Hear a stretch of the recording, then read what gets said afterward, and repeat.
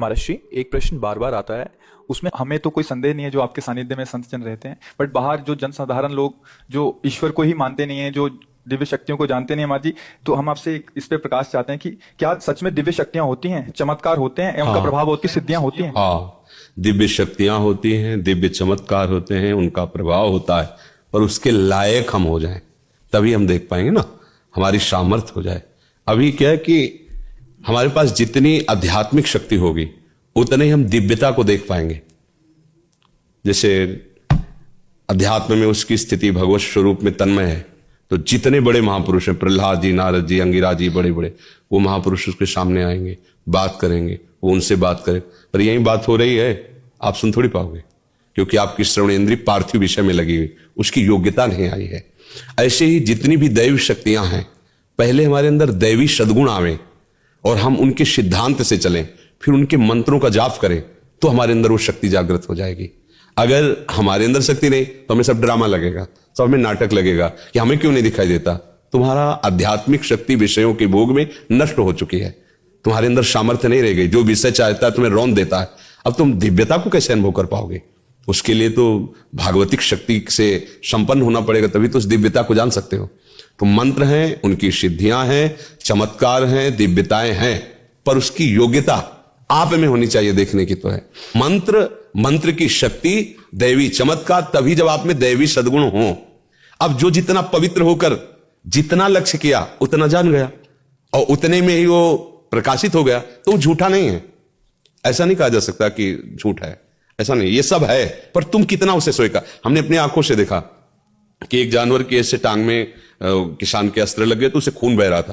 तो एक बूढ़े बाबा है, गांव में वो प्रसिद्ध थे खून बांधने के लिए, ऐसे रज लिया और 2 मिनट ऐसे मंत्र बोले, ऐसे किया, बस केवल घाव था, एक बूंद खून बाहर नहीं निकला, एक बूंद, ये हम आंखों से, तो उन्होंने मंत्र सिद्ध किया है।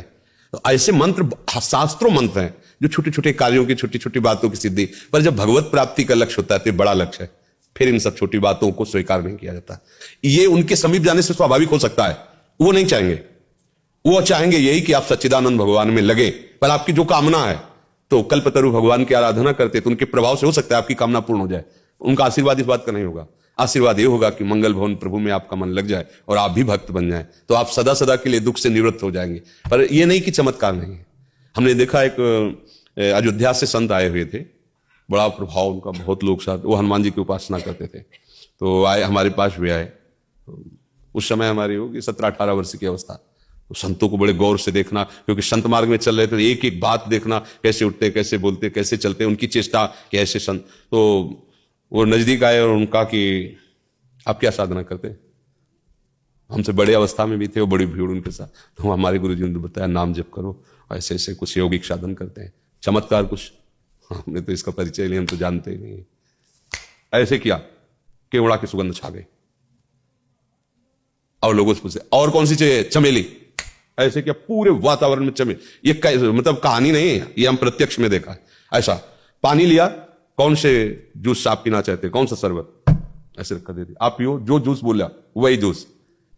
आखिरकार प्रकृति परमात्मा से ही तो है, तो प्रकृति का परिवर्तन परमात्मा मंत्र से क्यों नहीं हो जाएगा? जो परिवर्तन, खंबे से भगवान निकल पड़े कि नहीं निकल पड़े? खंबे से ही तो निकल पड़े। कुत्ते से भगवान को प्रकट किया नामदेव जी ने कि नहीं, तो उसे शरबत पानी को बना देना कौन सी बड़ी बात? क्योंकि भगवान सर्वरूप है, भगवान ही तो है सब रूपों में। उसने मंत्र के द्वारा आकांक्षा क्यों पानी शरबत बन गया? जैसे भगवान पानी बने हुए थे वही शरबत बन गए। पर यह खास बात नहीं है, हमारा मन प्रभावित नहीं हुआ। मन तो प्रभावित तब हो जब आपके पास बैठने से हमें रोना आने लगे, प्रभु से प्यार आने लगे, हमारा हृदय जलने लगे कि मैं कितना नीच हूं, मैं ऐसे ऐसे कर्म किया हूं, क्या प्रभु मुझे भी स्वीकार कर? यह है संत संग का चमत्कार। उसका मन प्रभु के लिए लालायित हो गया, प्रभु इतने प्यारे लगने लगे कि सारे विषय खारे लगने लगे, संसार का सुख उसको बमन की तरह लगने लगा। ये वास्तविक संतों के संग का ही चमत्कार। बल्कि ऐसा नहीं है कि सब झूठा, ऐसा नहीं है, चमत्कार हैं। तो अब ये तो नहीं है कि मंत्रों में शक्ति नहीं, ऐसा नहीं है। जी, आप तो बचपन से इस मार्ग पे चल रहे हैं, अभी आप वृंदावन प्रेम उपासना में हैं, तो आपके साथ भी ऐसी कोई अनुभूतियां हुई?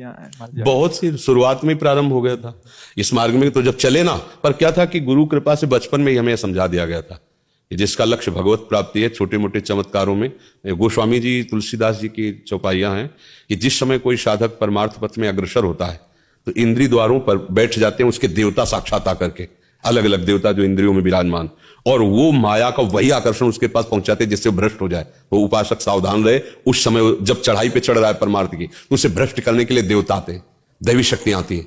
इंद्री द्वार झरोखर नाना, बैठे देवता करी कर थाना, आवत देखें विषय बयारी तीर्थें देख, क्योंकि बहुत बड़ी विजय की तरफ चला है ना, तो गुरु कृपा पात्र ही इस बात को समझ पाता है। फिर इसके बाद जो आती है वो फिर सिद्धियों का खेल आता है। रिद्धि सिद्धि पेरें बहुआई, बुद्धि लोभ दिखावे भाई, होए बुद्धि जो परम सयानी, तीन तन चितई ना हित जानी। बोले परम सयानी बुद्धि, वो उधर देखना भी नहीं, उधर अगर देख लिया तो तुम्हारा इन्हें अनित हो जाएगा, अर्थात भगवत प्राप्ति के मार्ग में आपके बाधा खड़ी हुई। तो कौन बाधा स्वीकार करेगा? जो भगवत मार्ग में चला है। ऐसा नहीं कि अनुभूतियां नहीं होती कि अब इस समय ये सिद्धि आ गई है, अब इस समय ये सामर्थ्य आ गई, पर उसे हटाते हुए, जैसे तैराक पानी को हटाते हुए आगे बढ़ता जाता है, फिर वो पार हो जाता है, ऐसे ही उपासक सब बाधाओं को हटाते हुए फिर एक स्थिति ऐसी आती है जहां से कोई विचलित ही नहीं कर सकता है। अब वहां इन सब का प्रवेश ही नहीं सिद्धियों का।